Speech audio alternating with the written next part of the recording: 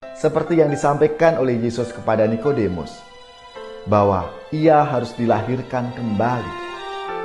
Kita, murid-murid Kristus semuanya, juga harus dilahirkan kembali dalam roh, agar kita sungguh-sungguh mau membuka diri kita setia akan rahmat dan kasih Tuhan dalam menjalani kehidupan kita sebagai murid-muridnya.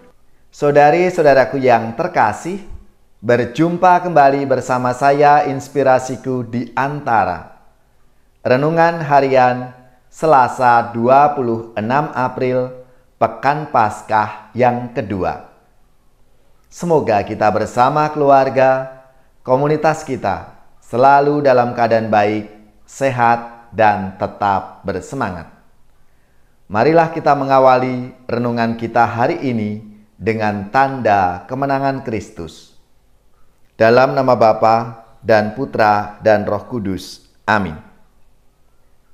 Allah Bapa yang Maha Penyayang, Putra-Mu telah memberikan hidupnya bagi kami. Kami mohon, utuslah Roh Kudus-Mu, dan jadikanlah kami manusia baru yang semakin sehati dan sejiwa, untuk hidup dalam semangat kasih dan berbagi. Dengan pengantaraan Yesus Kristus Putra-Mu Tuhan kami, yang bersama dengan Diko dalam persatuan Roh Kudus, hidup dan berkuasa Allah sepanjang segala masa. Amin. Dalam nama Bapa dan Putra dan Roh Kudus. Amin.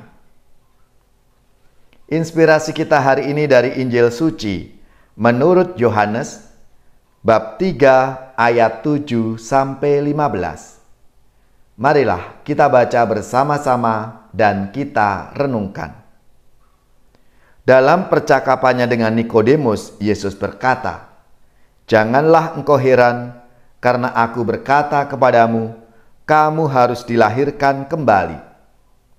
Angin bertiup kemana ia mau. Engkau mendengar bunyinya, tetapi engkau tidak tahu dari mana ia datang atau kemana ia pergi. Demikianlah halnya dengan tiap-tiap orang yang lahir dari roh." Nikodemus menjawab katanya, "Bagaimanakah mungkin hal itu terjadi?" Jawab Yesus, "Engkau adalah pengajar Israel, dan engkau tidak mengerti hal-hal itu. Aku berkata kepadamu, sesungguhnya kami berkata-kata tentang apa yang kami ketahui, dan kami bersaksi tentang apa yang kami lihat, tetapi kamu tidak menerima kesaksian kami.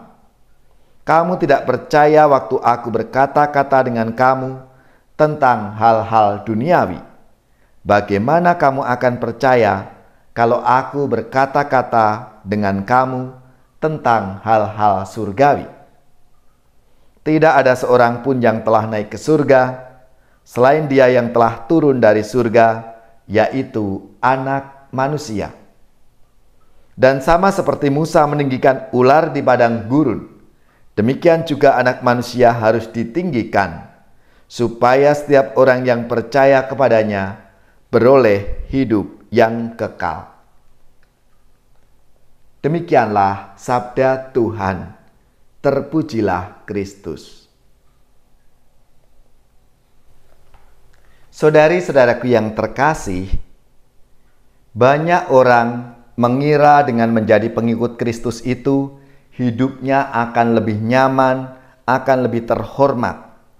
Tak jarang lalu orang berlomba-lomba untuk meraih posisi tertentu yang dianggap menguntungkan dan menambah kebanggaan diri.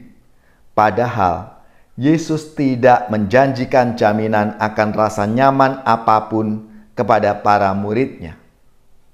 Yesus menawarkan salib serta rahmat kebangkitan yang perlu disambut dan diberi makna baru dari setiap waktu.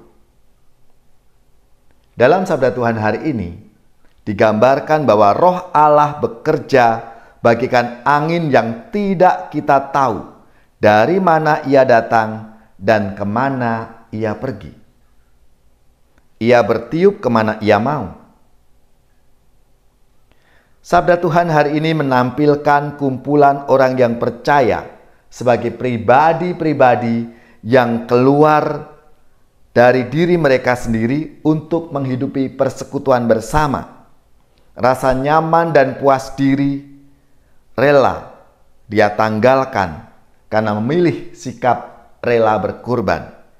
Satu sama yang lain membawa mereka kepada hidup dalam kelimpahan kasih karunia Allah. Hidup Kristiani adalah sebuah pesiarahan di mana kita meninggalkan rencana-rencana kita sendiri untuk memulai perjalanan dan membiarkan diri dibimbing, ditemani, dan terbuka terhadap bimbingan Roh Allah, Roh Kudus yang diberikan oleh Tuhan kepada kita semua.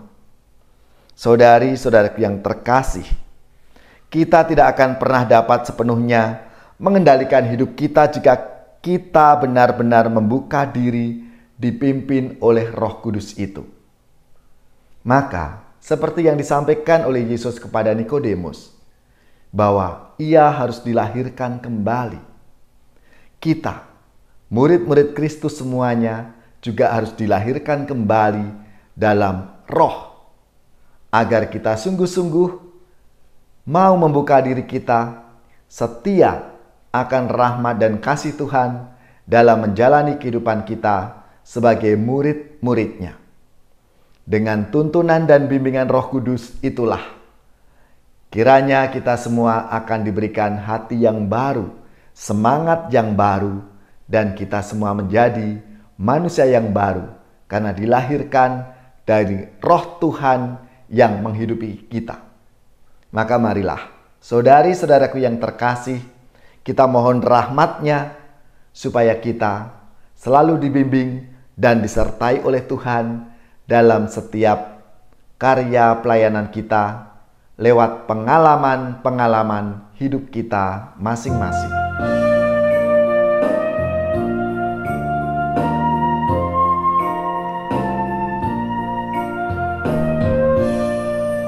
Padamu Tuhan dan Allahku, ku persembahkan hidupku.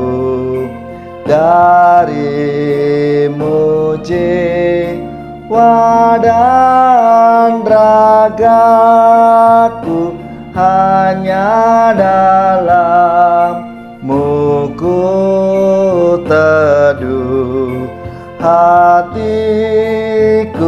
yang Engkau pulihkan, padamu juga ku berikan.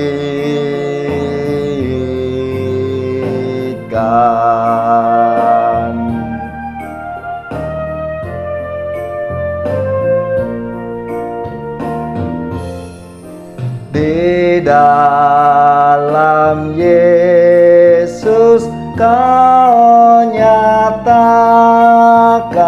ya Bapa, isi hatimu, curahan kasih kesukaan Engkau limpahkan bagiku. Andaikan orang menyadari, niscaya Tuhan Kau dicari.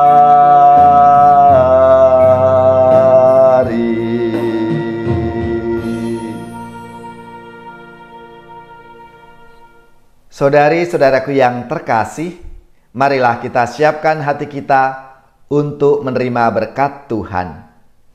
Semoga saudara-saudari sekalian, keluarga-keluarga, komunitas kita, orang-orang yang kita doakan, mereka yang sakit, yang menderita, seluruh tugas, belajar, pekerjaan, usaha serta karya pelayanan kita, dibimbing, dilindungi dan diberkati oleh Allah yang Maha Kuasa, Bapa dan Putra dan Roh Kudus.